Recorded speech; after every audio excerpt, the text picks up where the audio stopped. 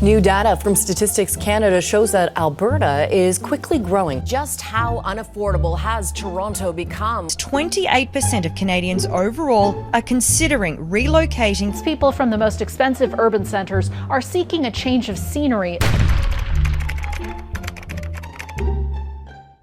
If you're new to this channel, my name is Frank, and in this channel I talk about my living and working experience living between different Canadian cities, so most specifically Toronto, Calgary, and a sprinkle of Winnipeg, basically all the cities that I lived in Canada. I recently made a move back to Calgary after leaving here back in October of 2021, and in this video I want to provide my personal reasons why I decided that Calgary was going to be the best city for me moving forward despite leaving here only a few years back. Before I get into my reasoning, I have some exciting news. I would like to take a moment to thank the sponsor of today's video, Polysleep.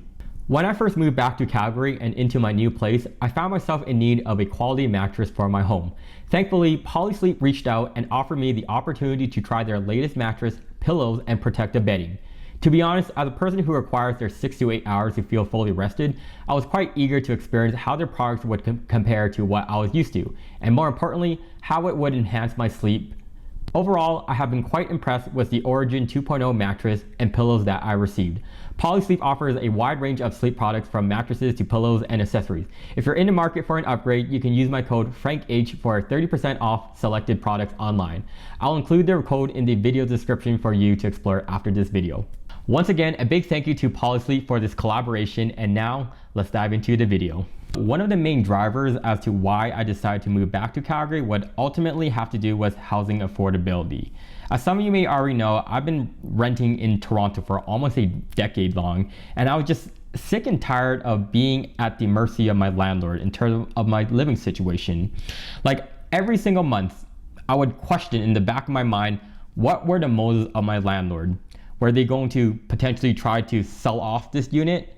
Were they going to pretend to have a family member move in so I'm out? Or were they going to like illegally raise the rent prices to like some absurd number?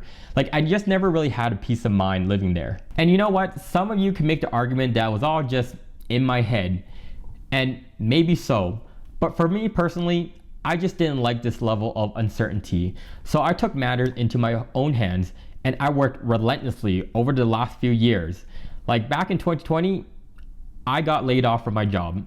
And what I did was I worked tirelessly to get myself into the workforce, got a couple promotions, even reached this 6-figure marks. And this is not for me to brag, but it's to say that I did everything I felt that was in my control to escape this rental market. The problem, however, as many Torontonians and myself will tell you, is housing affordability.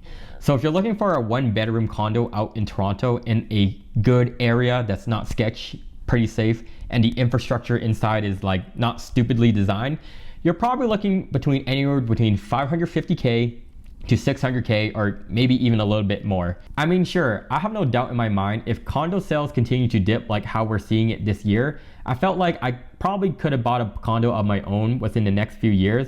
However, I really didn't want to live above my means, and the trajectory of housing as a whole in Toronto seemed like a losing battle. So I explored Calgary once again. In fact, according to the Calgary Real Estate Board, for the second quarter of 2024, the median price for a detached was roughly $700K, a townhouse at $454K, and an apartment/condo at $330K. And long story short, after running my financials diligently to determine what I could afford, I was comfortable in purchasing a home out in Calgary where my mortgage amount would be similar to what I was paying out in rent in Toronto. So basically, if you haven't guessed it already, I'm happy to announce that I am officially a homeowner. My next point as to why I decided to move back to Calgary would have to do with myself just wanting a slower paced city once again. And I know I mentioned it in my previous video, but I was just sick and tired of this hustle and bustle mentality that existed out in Toronto, where each individual's natural inclination just feels like they're prioritizing career above all else. And it's kind of difficult not to, because if you don't, it almost just feels like you may find yourself homeless or something. This is not to even excuse myself, because I found myself in my early 20s desiring to climb the corporate ladder as fast as possible. And in a city that's very career driven like Toronto, you find yourself quick to compare yourself with others. Like you would hear people working at like the big tech companies. So let's just use the example. Like you would hear people working at Amazon, Google, Microsoft, whatever the case is. And then you're kind of just thinking like, maybe if I just worked a little harder, if I put in these extra hours, maybe I could find myself making more money and I could have a more fulfilling life.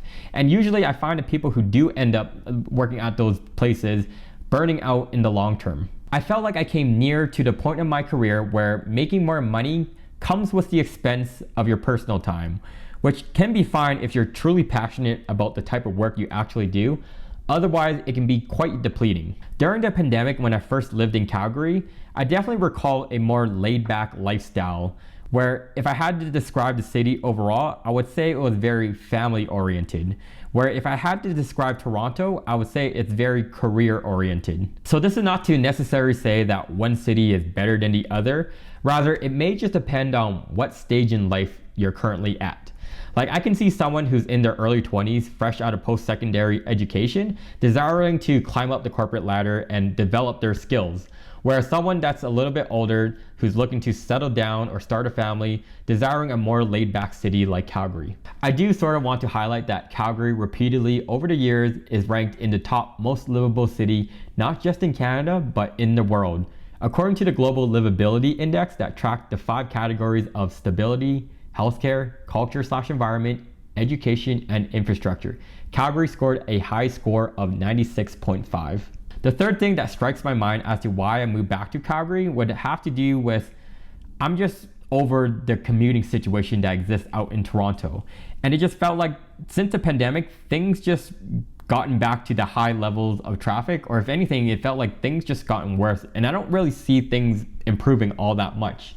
And it's sort of bad to say, but like you are very fortunate if your commute in Toronto was under 30 minutes or less. And it's sort of funny because where I am in Calgary right now, anything more than 30 minutes is considered far, because 30 minutes can take you from one part of the city to another. And I know you can't really compare it like apples to apples, but it does kind of say something about the commute situation that exists between the two cities. According to a new report from Stats Canada, Toronto workers have the longest commutes in Canada, with an average commute time returning back to pre-pandemic era.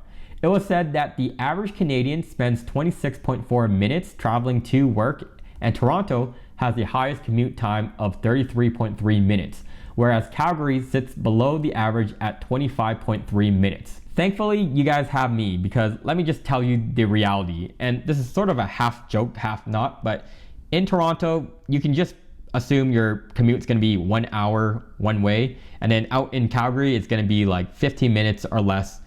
Take it with a grain of salt. It goes even beyond commute times in Calgary. I find there's just a lot less wait time, period. And there are two things that pretty much everyone can agree that pisses off people, and that is commuting and waiting in line. And generally out in Calgary, there's a lot less waiting and commuting here.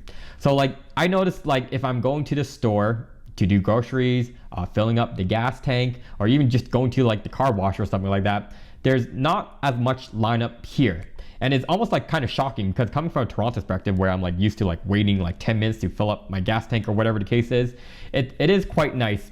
And I will say that the infrastructure out in Calgary, like the building and all that sort of thing, and the equipment here are a lot more modern and cleaner overall. Moving on, so originally I was going to talk about stuff like the tax benefit that exists out in Alberta, which I bet all of us can agree is quite nice.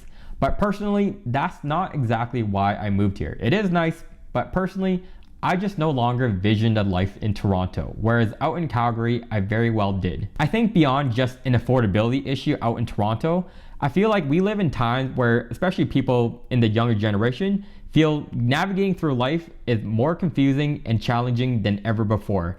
And it's sort of interesting because our technology has drastically improved over the last decade, yet theoretically, we should feel more connected than ever, but we also at the same time feel more isolated than ever before, and other mental health issues that comes along with it. Being in Toronto, at least for me, I felt wore me down mentally.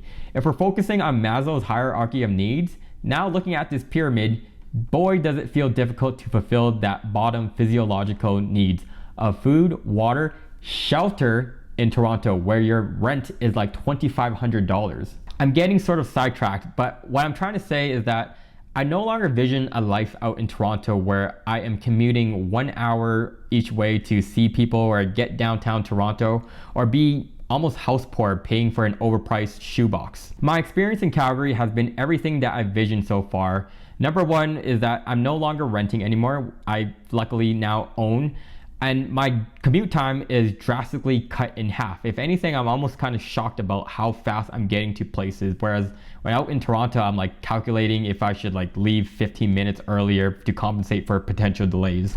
Toronto, I will have to admit, has immensely served me well in my early 20s, and I wouldn't be who I am today if it wasn't for that city. But now I'm looking to continue my growth, but in a more calmer city like Calgary. Last but not least, you guys know I'm a very blunt person, and I didn't want to hide the fact that part of the reason why I felt moving back here made a lot of sense was that I wanted to attempt real estate out here and even continuing my YouTube. For real estate out in Ontario, I quickly realized how frustrating it was to see one property and then the other, especially when I had clients that were interested in seeing multiple properties back to back. It was just very time consuming. And before some of you think, "Oh, Frank's a realtor now. He's such a sellout, man. I bet he's just trying to get us to move to Calgary so he can be our realtor." I said this in my past video, but me getting my real estate license has always just been a side passion project. Like, I already have a full-time 9-to-5 job, but I'm more just curious to see where real estate could take me. And I'm pretty content, genuinely, if this career path of real estate goes to absolute zero. And this is not to say that I'd ever do a poor job, but I do hope that you get the sense that I just want to help people who are in kind of like the same situation as I am. Do I get a commission out of it? Sure. But is that all the reason why I'm doing this in the first place? Absolutely not. For YouTube, I also felt a bit odd making videos in Toronto where I knew many of you watched me for my Calgary content. I even looked at my past videos over the years and even thought like, wow, for a person that lives in Toronto, I am complaining basically non-stop. And as I reflect back, I believe there was a disconnect, and it took me time to process it to finally accept that perhaps Toronto isn't right for me anymore, and moving to Calgary is the next chapter. To end this video, I gently want to just remind everyone that just because I moved to Calgary doesn't necessarily mean that this is the perfect city for you. It took me honestly a number of years to figure out what I want to do, where I want to live, and this all came from my own self-exploration and from me moving between different various Canadian cities to now get to the point to understand what I liked and what I disliked altogether. If you're ever looking to decide to move cities, even like outside of Calgary or whatever, just know that your move doesn't always have to be a permanent thing. Just know that you can always move back. Like, literally use me as your example. So with that being said, I want to thank you all for watching this video. I'm really excited to make more Calgary content. This is my new place, and I want to give a special thanks to everyone that has been watching me over the last few years from the very beginning.